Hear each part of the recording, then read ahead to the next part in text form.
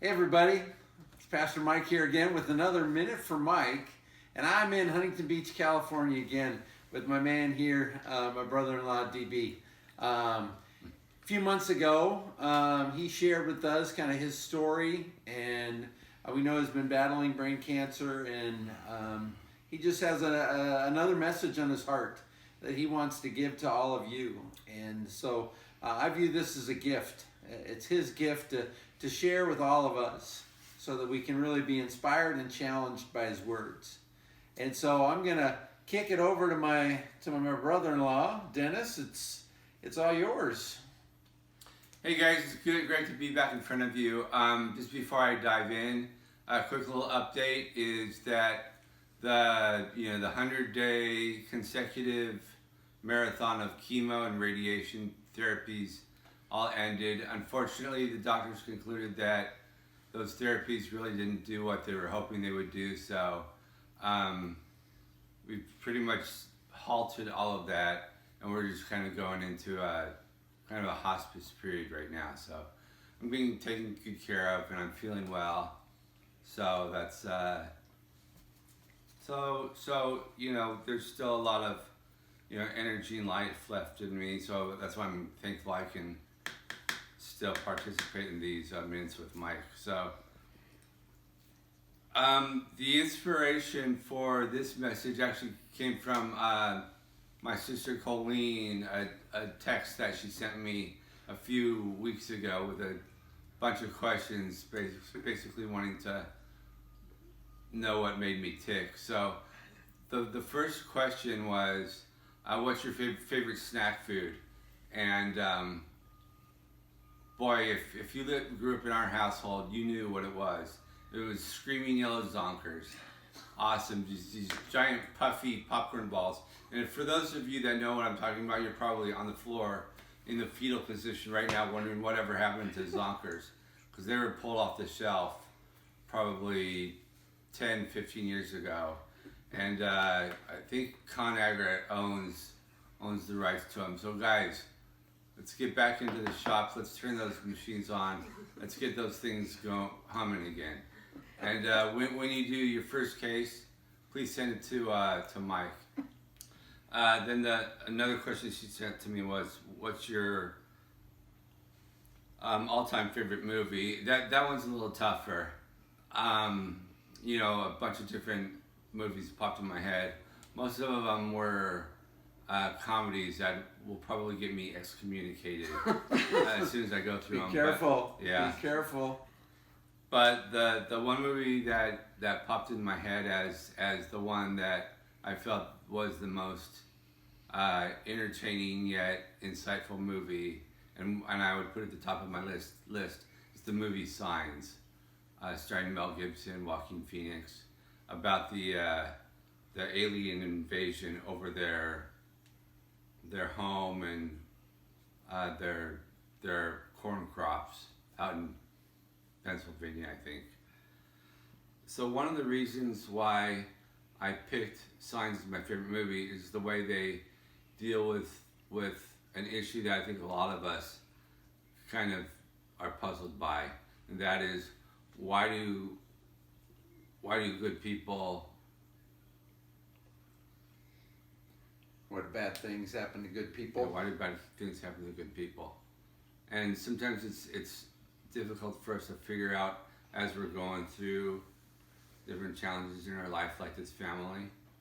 But then as things play out, we understand, as these pieces kind of fall together, how they're meant for much greater good. So Dennis has been kind of sharing with us about this movie where it talks about kind of the afflictions of life, and I love the point you're making, Dennis, about how the struggles we have, we often don't see the larger picture, and we don't see how God is going to weave them together for our good and for His purpose and His glory. So how have you kind of seen your afflictions, just like in the movie? How has God kind of woven those together to bring about His purpose in your life and for those around you?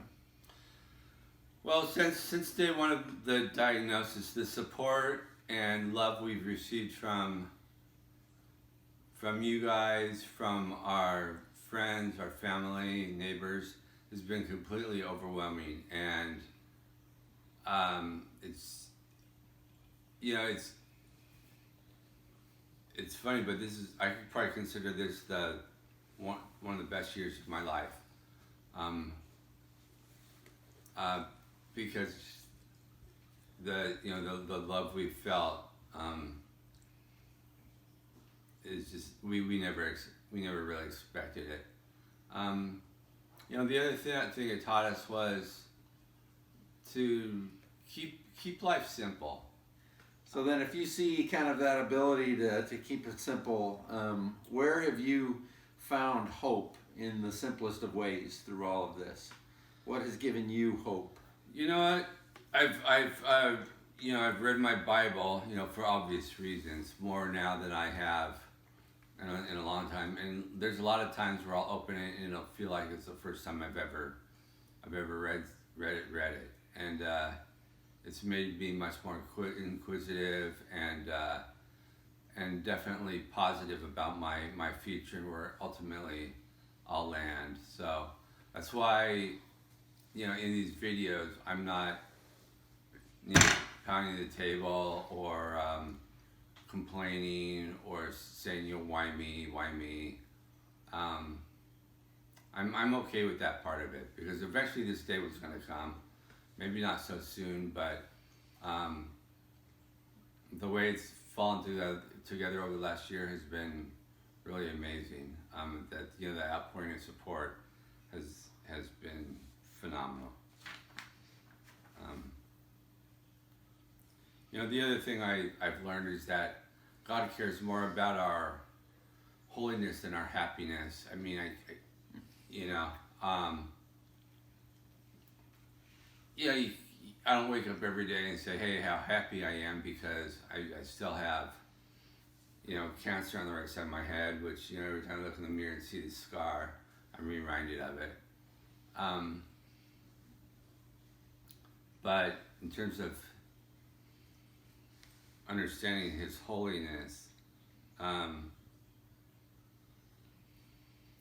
happiness is really just an outward expression of what we're seeing and participating in. But holiness is becoming, absorbed in, God's wishes for us, His commandments, and how He envisions us to live. Once we're all going through the stage of our lives that I'm going through right now, to deal with it with a high degree of confidence that you'll be taken care of.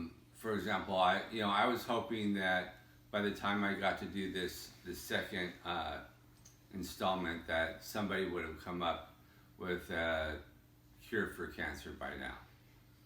That we could have had a ticker tape parade and, freaked out a little bit. But what we have is something better, and that is the fact that, I have beaten cancer because I believe in God's promises for us. All right. Well, thanks, Dennis, for sharing. Again, Dennis just got it put on his heart that he wanted to share this message with you. And I've seen my brother go through so much and have to confront so many struggles and obstacles. And he has never asked the question of why me. He has never sat and ruminated in the darkness of what's God's purpose in this. He has accepted it, and he has moved forward with faith. And he has lived his life the same way he did before the diagnosis that he did after the diagnosis. And that's with the confidence that Jesus Christ is present in his life.